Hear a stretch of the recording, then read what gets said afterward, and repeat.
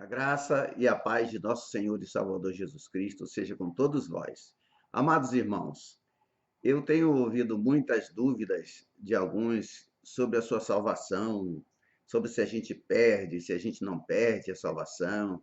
Muitas pessoas que acreditam que só são salvas a partir do momento que vieram até Jesus Cristo e aceitaram como Salvador e que os pecados só são perdoados até aí. Na verdade, nós somos salvos apenas quando chegamos até Jesus mesmo. Mas aí eu faço uma pergunta: por que nós viemos a Jesus? Por que nós chegamos até ele para que pudéssemos ser salvos? Essa vontade foi nossa, nós que queremos isso, foi nós que quisemos isso, fomos nós que aceitamos a Jesus? Ou terá sido ele que nos aceitou? Terá sido ele que nos recebeu? Por que nós chegamos até ele? Nós chegamos até ele porque somos bonzinhos, ou porque sofremos, ou porque nos alegramos, ou porque fomos enriquecidos, ou porque fomos empobrecidos, ou porque estávamos num leito de morte. Até tem um dito popular aí que quem não vem por amor, vem pela dor. Não importa os meios pelos quais nós chegamos até o Senhor. O que importa é que nós chegamos até ele. Mas por que chegamos? Eu vou ler para você aqui, em João, capítulo 6, verso 44, o Senhor Jesus diz assim, é o Senhor Jesus falando, não é o pastor Aragão, não. Olha só, ninguém ninguém pode vir a mim se o Pai que me enviou não o trouxer, e eu o ressuscitarei no último dia. Ninguém pode vir a mim se o Pai que me enviou Jesus, não o trouxer até Jesus. E eu, Jesus, né? Jesus diz, é Jesus falando, o ressuscitarei no último dia. Então, por que é que eu cheguei até Jesus? Por que é que você chegou até Jesus? Por que é que muitos chegarão até Jesus? Nós chegamos até Jesus para sermos salvos porque o Pai que enviou Jesus nos levou até ele. E por que o Pai nos levou até ele? Porque, veja só, para você entender melhor o que está escrito nas Escrituras, porque eu não gosto de colocar a minha opinião. Veja o que está em João, capítulo 10, no verso 26. Está escrito assim, 10, 26 em diante. Eu vou ler e, se você quiser, leia comigo. Está escrito assim: mas vós não credes, porque não sois das minhas ovelhas. Jesus estava ali, vamos dizer assim, entre aspas, num debate com os fariseus. E por que eles não criam? Jesus explica: vocês não creem porque não são das minhas ovelhas. Ou o que quer dizer, se vocês fossem das minhas ovelhas, vocês creriam. Vocês creriam. E ele continua falando. Verso 27, 10, 27 do Evangelho de João. As minhas ovelhas ouvem a minha voz, eu as conheço e elas me seguem. Como é que eu sei que alguém é ovelha de Cristo? É porque aquela pessoa ouve a voz do Senhor, o Senhor conhece aquela pessoa e a pessoa segue ao Senhor Jesus. No verso 28, ele não diz, eu lhes darei. Preste bem atenção como ele diz. Ele diz, eu lhes dou a vida eterna.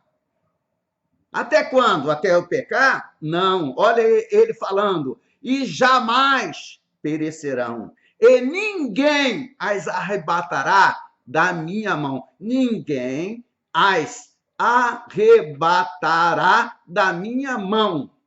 E ele continua dizendo, verso 29, meu Pai que mais deu, quer dizer, nós éramos do Pai e o Pai nos deu a Jesus. E ele continua, é maior do que todos e ninguém pode, não é que não queira, Satanás quer, mas não pode, ninguém pode arrebatá-las da mão de meu Pai. E completa ele no verso 30 do capítulo 10.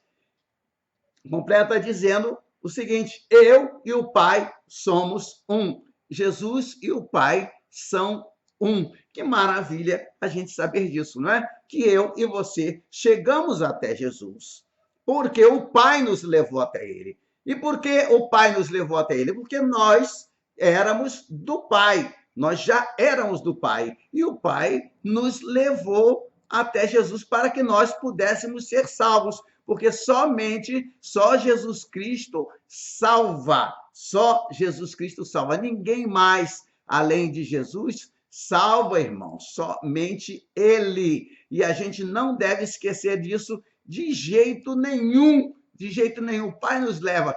E como é que nós sabemos disso? Irmãos, interessante é que eu leia para vocês também o que está em Efésios, capítulo 1, no verso, eu vou ler o 3 e o 4, preste bem atenção, ou se precisar mais, até o 5 eu vou ler. Olha só o que está escrito em Efésios, capítulo 1, versos 3, 4 e 5.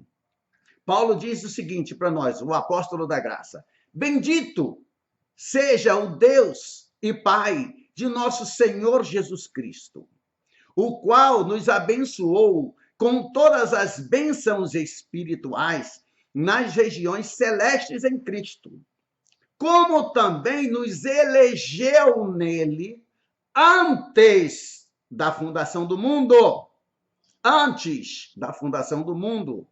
para sermos santos e irrepreensíveis diante dele em amor. E nos predestinou para sermos filhos de adoção por Jesus Cristo para si mesmo, segundo o beneplácito da sua vontade. Veja bem, nos predestinou para sermos santos e irrepreensíveis. Tem muita gente que diz que não precisa ser santo para entrar no céu, mas o Pai nos predestinou para sermos santos. Se nós dissermos que somos cristãos, mas vivemos deliberadamente em pecado, vivemos deliberadamente desobedecendo à vontade de Deus, porque estamos na graça, nós estamos mostrando, na verdade, que estamos em desgraça, porque ele nos predestinou para sermos santos.